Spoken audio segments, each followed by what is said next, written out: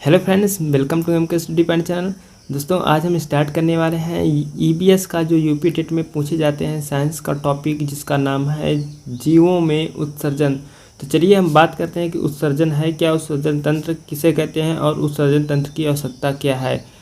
तो सबसे पहले हम बात करते हैं कि उत्सर्जन है क्या। देखिए जिस प्रकार से पेड़ पौधे में किसी चीज़ की मात्रा अधिक हो जाती है तो वो अपने आप को उत्सर्जन करने लगती है। मतलब उत्सर्जन से ही स्पष्ट है कि उत्सर्जन का मतलब क्या होता है। देखिए, उत्सर्जन मीन्स होता है उत्सर्जन, उड़ जाना। जैसे कि नाम से ही स्पष्ट है कि उत्सर्जन का मतलब होता है उड़ना। ठीक है, तो आपने समझा कि उत्सर्जन से स्पष्ट हो जा रहा है उड़ना। तो उत्सर्जन होता क्या है, आप जानिए कि वह प्रक्रिया जिसके द्वारा अनावश्यक एवं हानिकारक पदार्थों को शरीर से बाहर निकाला जाता है उसे हम क्या कहते हैं, उत्सर्जन कहते हैं। इसमें क्या ध्यान देने की बात है कि अनावश्यक पदार्थ, वह प्रक्रिया जिसमें अनावश्यक पदार्थ और क्या रहेंगे, और अपशिष्ट पदार्थ जिसको हम बोल सकते हैं, या हानिकारक पदार्थ जो हमारे शरीर में मौजूद होते हैं उनको जब बाहर निकाल दिया जाता है तो उसी बाहर निकालने की प्रक्रिया को क्या कहते हैं, हम उत्सर्जन कहते हैं। अब हम बात करते हैं कि उत्सर्जन तंत्र क्या होता है। उत्सर्जन तंत्र क्या होता है। देखिए, उत्सर्जन तंत्र उससे कहते हैं कि जो भी हानिकारक एवं अपशिष्ट पदार्थ होते हैं, जो अनावश्यक पदार्थ हमारे शरीर में मौजूद होते हैं, उनको जब उत्सर्जन के द्वारा बाहर निकाला जाता है तो उत्सर्जन की क्रिया में जो भी अंग भाग लेते हैं, उत्सर्जन की क्रिया में जो भी अंग भाग लेते हैं उससे हम उत्सर्जन अंग कहते हैं। तो चलिए हम जानते हैं कि उत्सर्जन अंग कौन कौन से होते हैं। तो आप स्लाइड के माध्यम से देखिए उत्सर्जन अंग कौन कौन से हैं। तो देखिए फ्रेंड्स, यहाँ पे उत्सर्जन अंग जो है हमारे वो होते हैं, वृक्क है हमारा उत्सर्जन अंग है, और दूसरा हमारा है मूत्रवाहिनी, और तीसरा है हमारा मूत्राशय, और चौथा है हमारा मूत्र मार्ग, और पांचवा है हमारा मूत्र रंध्र। ये हमारे होते हैं मानव के उत्सर्जन अंग होते हैं। ठीक है, तो इन चारों पांचों को मिला के जो है हमारा उत्सर्जन तंत्र का निर्माण होता है। तो आपने जाना कि उत्सर्जन है क्या और उत्सर्जन तंत्र की आवश्यकता क्यों पड़ती है। तो उत्सर्जन तंत्र की आवश्यकता इसलिए पड़ती है कि हमारे शरीर में हानिकारक एवं अनावश्यक पदार्थ जब उपस्थित हो जाते हैं तो उसे निकालने के लिए उत्सर्जन तंत्र और उत्सर्जन अंग की आवश्यकता पड़ती है।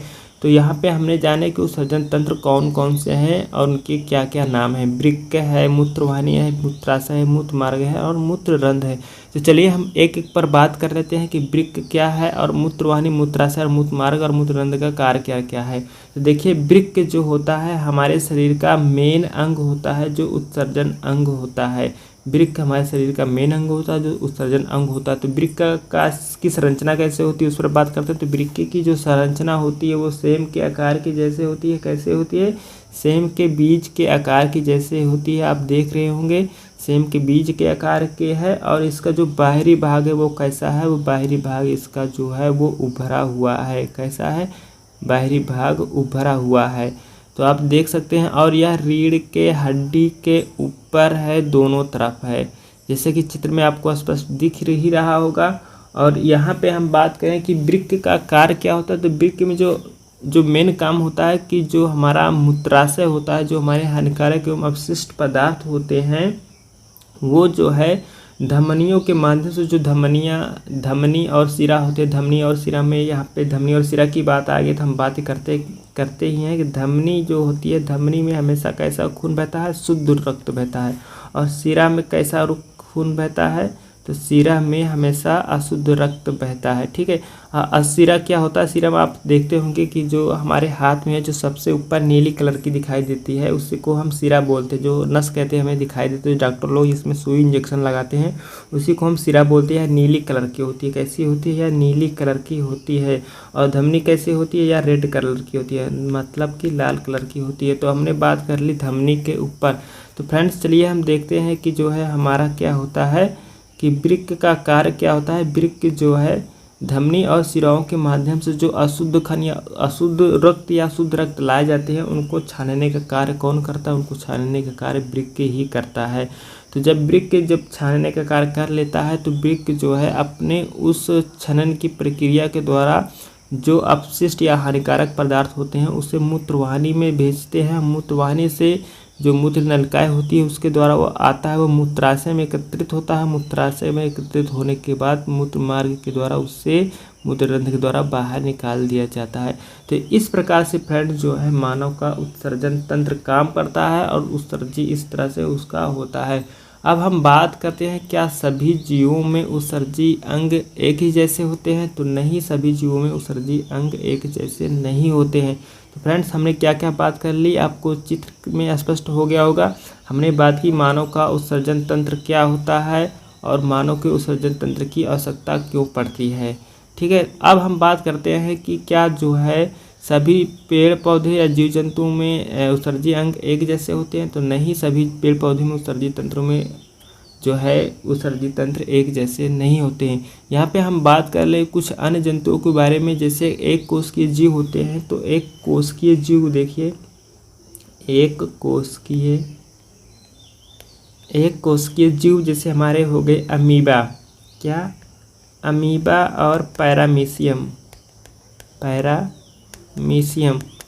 तो देखिए हमारा जैसे एक कोशिकीय जीव हो गया जैसे कि अमीबा, पैरामीशियम, तो ये क्या है, ये जो है एक कोशिकीय है और ये जो है हमारे जल और बाहरी वातावरण में ज़्यादा उपस्थित होते हैं। तो इनमें खासकर जो है कोशिकीय में कोई उत्सर्जी अंग नहीं पाया जाता है। ठीक है, लेकिन जो है यहाँ पे उत्सर्जी पदार्थ पाया जाता है। क्या पाया जाता है, उत्सर्जी पदार्थ पाया जाता है।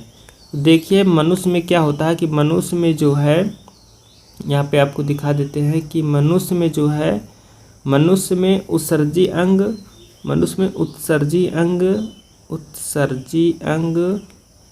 देखिए मनुष्य में उत्सर्जी पदार्थ और उत्सर्जी अंग दोनों पाए जाते हैं। लेकिन एक कोशिकीय जीव में अमीबा जैसे पैरामीशियम और बहुकोशिकीय जीव में भी एक कोशिकीय और बहुकोशिकीयों में भी जो है केवल उत्सर्जी पदार्थ ही पाए जाते हैं। लेकिन मनुष्य में जो है उत्सर्जी पदार्थ और उत्सर्जी अंग दोनों पाए जाते हैं।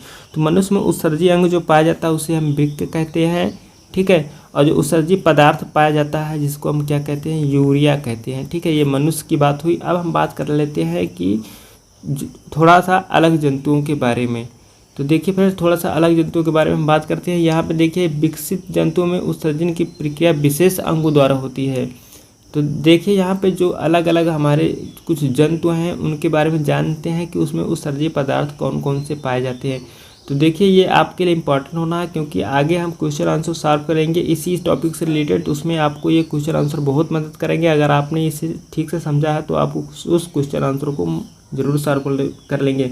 उसमें देखिए कुल मिला के 10 क्वेश्चन आंसर होंगे, लेकिन आपको अगर 10 क्वेश्चन आंसर अच्छे से सॉल्व कर लेते हैं और ये टॉपिक जो हमने बताया सिर्फ यही क्लियर कर लेते हैं तो आपके कम से कम 20 से 25 क्वेश्चन आंसर सॉल्व हो जाएंगे। बहुत आसान टॉपिक है, इसलिए आपको जानना बहुत ज़रूरी है क्योंकि वृक्क जो है हमारा उत्सर्जी अंग होता है और यह जो है बहुत आवश्यक है। तो देखिए कुछ विशेष जीव जंतुओं में जो है हमारा उत्सर्जी पदार्थ क्या क्या होता है, पाया जाता है, कौन कौन से होते हैं उसके बारे में हम बता रहे हैं। तो देखिए यहाँ पे जो है केंचुओं के बारे में देख लेते हैं। यहाँ पे हम जीव का नाम लिख देते हैं सबसे पहले। देखिए यहाँ पे हम जीव का नाम लिख देते हैं। यहाँ पे जो है होता है उत्सर्जी पदार्थ, क्योंकि जो और अन्य जीव होते हैं उसमें उत्सर्जी पदार्थ ही पाए जाते हैं, उत्सर्जी पदार्थ। ठीक है, इसको थोड़ा सी तरह कर लेते हैं, उत्सर्जी पदार्थ। तो देखिए यहाँ पे लिखा हुआ है कि केंचुए में उत्सर्जी पदार्थ के क्या है। तो केंचुए में जो उत्सर्जी पदार्थ हमारा होता है उसको हम क्या बोलते हैं, उसको बोलते हैं उत्सर्गिका। क्या बोलते हैं, उत्सर्गिका। क्या बोलते हैं, उत्सर्गिका। अच्छा, अब हम बात करें कि कीटों में जो हमारा उत्सर्गी पदार्थ होता है, कीटों में जो उत्सर्जी पदार्थ होता है वो हमारा होता है, उत्सर्जी पदार्थ वो हमारा होता है क्या, मैलीपीधी नलिका। देखिए कीटों में मैलीपीधी नलिका होती है, उसी में हमारा जो है उत्सर्जी पदार्थ उपस्थित होता है, मैलीपीधी नलिका। ठीक है, मैलीपीधी नलिका। अब हम बात करते हैं कि हमारे जो ये एक कोशिकीय और बहुकोशिकीय जो होते हैं जीव, जैसे अमीबा हो गया, पैरामीशियम हो गया, स्पंज और हाइड्रा हो गया। तो यहाँ पे हम लिख देते हैं अमीबा, पैरामीशियम हाइड्रा ये जलीय पौधा है, और स्पंज। तो इसमें जो पाया जाता है हमारा उत्सर्जी अंग वो होता है अमोनिया होता है। उत्सर्जी पदार्थ जो होता है वो क्या होता है, अमोनिया हो जाता है। तो अमोनिया किस में पाया जाता है, वो पाया जाता है हमारा अमीबा में पाया जाता है, पैरामीशियम में पाया जाता है, और हाइड्रा में पाया जाता है, और स्पंज में पाया जाता है। अमीबा और पैरामीशियम एक कोशिकीय जीव हैं, जबकि हाइड्रा और स्पंज ये बहुकोशिकीय जीव हैं। तो आपने जाना कि अमीबा, पैरामीशियम, हाइड्रा और स्पंज में जो उत्सर्जी पदार्थ होते हैं वो अमोनिया होते हैं। अब हम बात करते हैं कि जो है सीपी और जो है घोंघा में क्या पाए जाते हैं। तो देखिए चलते हैं नेक्स्ट में, हम सीपी और घोंघा में क्या पाए जाते हैं। तो देखिए सीपी और जो घोंघा होते हैं उसमें पाया जाता है हमारा उत्सर्जी पदार्थ अमीनो अम्ल। तो सीपी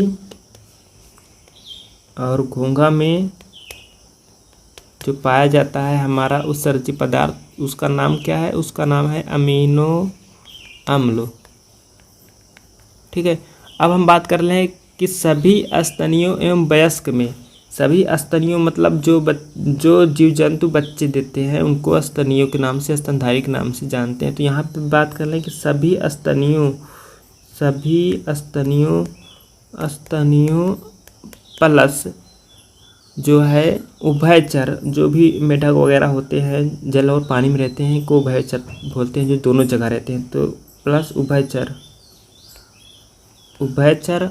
और प्लस जो है जो वयस्क होते हैं, वयस्क की बात यहाँ पे बड़े जीव जंतु से हुई। तो वयस्क जो होते हैं इनमें सभी में जो पदार्थ पाए जाते हैं उत्सर्जी पदार्थ वो होते हैं हमारे क्या, वो होते हैं हमारे यूरिया होते हैं। देखिए हमने बताया ना कि मनुष्य में भी यूरिया पदार्थ पाया जाता है, उत्सर्जी पदार्थ, क्योंकि मनुष्य में उत्सर्जी अंग और उत्सर्जी पदार्थ दोनों पाए जाते हैं। तो उत्सर्जी अंग जो होता है वृक्क होता है, उत्सर्जी पदार्थ होता है वो होता है यूरिया होता है मनुष्य में। अब हम बात कर लेते हैं पक्षियों के बारे में कि पक्षियों में जो पाया जाता है हमारा वो पाया जाता है उत्सर्जी पदार्थ यूरिक अम्ल। तो देखिए पक्षियों में जो पाया जाता है, पक्षियों में उत्सर्जी पदार्थ वो होता है क्या, वो होता है हमारा यूरिक अम्ल होता है। क्या होता है, यूरिक अम्ल। ठीक है, और इसके अलावा हमारा सरीसृप में भी होता है यूरिक अम्ल। ठीक है, सरीसृप में भी होता है यूरिक अम्ल। तो फ्रेंड्स इस तरह से आपने देखा कि जो है हर एक जीव जंतु में अलग अलग उत्सर्जी पदार्थ पाए जाते हैं, और मनुष्य में जो उत्सर्जी अंग पाया जाता है वो वृक्क होता है, उत्सर्जी पदार्थ जो होता है वो यूरिया होता है, और हर अलग अलग कीटों में जो है अलग अलग प्रकार के जो है उत्सर्जी पदार्थ पाए जाते हैं। तो हमने यहाँ पे सभी कीटों के बारे में यहाँ पे अच्छे से आपको बता दिया। तो आपने जो है इसी तरह से जो है साइंस का टॉपिक अपने आप में क्लियर करें, और हर एक टॉपिक को अच्छे से क्लियर करें, तभी आपके ऊपर एक कॉन्फिडेंस आएगा कि हमारा हर एक टॉपिक अच्छे से क्लियर है। तभी आप समझेंगे कि हमको अब ईवीएस में कोई रोक नहीं सकता है। तो फ्रेंड्स ये रही जो है आज की सबसे मोस्ट इम्पॉर्टेंट जीवों में उत्सर्जन से रिलेटेड टॉपिक। तो अगले नेक्स्ट वीडियो में हम मिलते हैं क्वेश्चन आंसर से संबंधित। देखिए इतनी देर हमने आपको हर एक चीज़ें विशेष तौर से जितने अच्छे से समझाने की हमसे कोशिश हो सकी हमने उसकी कोशिश की। अगर आपको ये वीडियो के माध्यम से चीज़ें समझ में आए तो आप जो है चैनल को सब्सक्राइब जरूर करें, ताकि आपको जो नेक्स्ट वीडियो हम डालें इससे संबंधित क्वेश्चन आंसर को तो उसकी वीडियो आप तक अच्छे से पहुंच जाए। ठीक है फ्रेंड्स, तो हम नेक्स्ट वीडियो में मिलते हैं क्वेश्चन आंसर से संबंधित। जो क्वेश्चन आंसर होंगे इसी से संबंधित होंगे, इसी टॉपिक से। Thank you friends.